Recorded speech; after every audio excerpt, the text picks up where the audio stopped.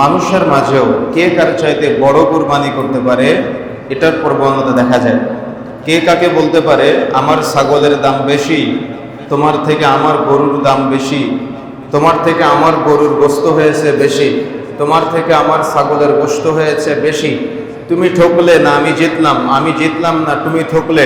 এরকম নানামুখী প্রশ্ন আমরা দেখতে পাই, বা নানামুখী কথাবার্তা আমাদের মাঝে। আমরা সবসময় যখন ঈদের মুহূর্তটা চলে আসে তখন আমাদের মাঝে এই কথাগুলো দেখা যায়। এখন প্রশ্ন হলো যে এই কথাগুলো বলা বা এই আলোক আলোচনাগুলো করা কতটুকু জায়েজ আমার আপনার জন্য, কুরবানি কবুল হওয়া বা না হওয়ার সাথে কতটুকু সম্পৃক্ত আছে। কখনো কি আমরা চিন্তা করেছি, কখনো কি আমরা গবেষণা করেছি কুরবানির গরুর বা ছাগলের গোশত, মাংস, রক্ত কিছুই আল্লাহর নিকট পৌঁছায় না। আল্লাহর নিকট পৌঁছায় কি? শুধুমাত্র তাকওয়া। তাকওয়া ব্যতীত আল্লাহর কাছে কিছুই পৌঁছায় না।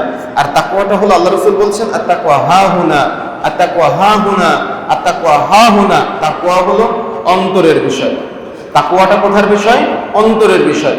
আল্লাহ আমার সামর্থ্য দিয়েছে, আমি আমার সামর্থ্য অনুযায়ী আমার রবকে খুশি করার জন্য, আমার আল্লাহর সন্তুষ্ট করার জন্য আমি কুরবানি করলাম।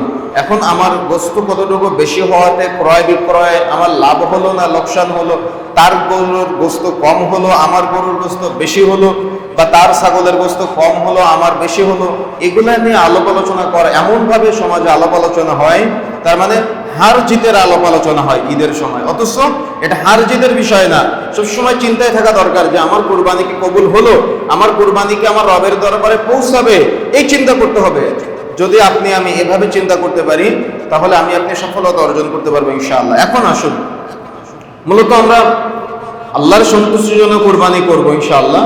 তো কুরবানির মূল ইতিহাস আমরা যতটুকু জানি, সে ইতিহাস আমাদের কতটুকু জানা সঠিক জানা আছে আর কতটুকু আমাদের ভুল জানা আছে।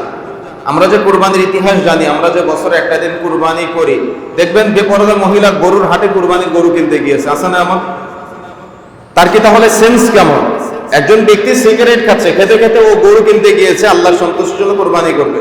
ভালো করে বুঝেন, তার চিন্তা আছে আল্লাহর সন্তুষ্টি অর্জন করবে, কিন্তু আমাদের আল্লাহর সন্তুষ্টি অর্জন করতে গিয়ে কখন যে আমার হারামের সাথে জড়িয়ে যাচ্ছি আমরা কখনো বোঝার চেষ্টাই করি না। দেখা যাচ্ছে একজন ব্যক্তি চুরি করতেছে, ঘুষের টাকা নিচ্ছে, সুদের টাকা নিচ্ছে, কেন? ওর চিন্তা ও কুরবানি করবে, তাই। আমার কথা বুঝতে পেরেছেন?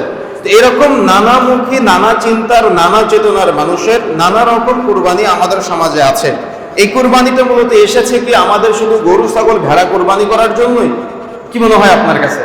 শুধুমাত্র কি গরু ছাগল ভেড়া কুরবানি করার জন্য? যদি একটু একটু আপনার ব্রেন দিয়ে চিন্তা করেন তাহলে আপনি বুঝতে পারবেন যে কুরবানির মূল থিমটা হলো, আমরা যেমন লাকাদ কানা লাকুম ফি রাসূলিল্লাহি উসওয়াতুন হাসানা, আমাদের জন্য মুহাম্মদ সাল্লাল্লাহু আলাইহি সাল্লামের মধ্যে উত্তম হাসানা আছে। উত্তম চরিত্র দিতে হবে কার কাছ থেকে? মুহাম্মদ সাল্লাল্লাহু আলাইহি সাল্লামের কাছ থেকে। আমাদের জন্য উত্তম আদর্শ মুহাম্মদ সাল্লাল্লাহু আলাইহি সাল্লাম। সেম একইভাবে মুহাম্মদ সাল্লাল্লাহু আলাইহি সাল্লামের পাশাপাশি মনে রাখতে হবে ইব্রাহিম আলাইহিস সালাতু ওয়াস সালাম হলো উম্মতে মুহাম্মাদের আইডল। অর্থাৎ উম্মতে মুহাম্মাদি যে বিষয়গুলো মুহাম্মদ সাল্লাল্লাহু আলাইহি সাল্লাম বলে গিয়েছেন, এমন বহু বিষয় আছে যে বিষয়গুলো মানার ক্ষেত্রে ইব্রাহিম আলাইহিস সালামকে ফলো করবে। তো ইব্রাহিম আলাইহিস সালামের আদর্শটা আমাদের মাঝে জাগ্রত করার জন্যই বা আমাদেরকে সঠিক ধারণা দেওয়ার জন্যই এখানে মূলত ইব্রাহিম আলাইহিস সালামের চেতনা যদি আমরা আপনাদের মাঝে নিয়ে আসি তাহলে এই পুরো চেতনাটা হবে তাওহীদের চেতনা। তার মানে ইব্রাহিম আলাইহিস সালামের যতগুলি স্টেপ ছিল, প্রত্যেকটা চিন্তা চেতনা, প্রত্যেকটা ধ্যান ধারণা সবগুলাই ছিল তাওহীদ কেন্দ্রিক। কখনো তাওহীদ উলুহিয়া, কখনো তাওহীদ রুবুবিয়্যা, কখনো তাওহীদ আসমা সিফাতের সাথে সম্পৃক্ত। তার মানে ইব্রাহিম আলাইহিস সালামের পুরাটাই তাওহীদ সংশ্লিষ্ট। ইব্রাহিম আলাইহিস সালাম তাওহীদের বাইরে কোনো কিছু করে নাই। আর আমাদের মাঝে কুরবানি আসে যাতে করে আমরা তাওহীদের শিক্ষায় শিক্ষিত হতে পারি, যাতে করে মানুষ শিরকের সাথে না জড়ায়, যাতে করে মানুষ তার রবকে চিনতে পারে, যাতে করে মানুষ তার রবের সন্তুষ্টির জন্য গরু ছাগল ভেড়া কুরবানি করতেছে, মানে যেমন গরু ছাগল ভেড়া কুরবানি করতে পারে, যদি কখনো প্রয়োজন হয় তার জীবন পর্যন্ত রবের সন্তুষ্টির জন্য হাসি মুখে দিয়ে দিবে। কথা কি বুঝতে পেরেছেন? তো এটা হলো তাওহীদের চেতনা বাস্তবায়নের অনুরূপ একটা নাম হলো ঈদুল আজহা।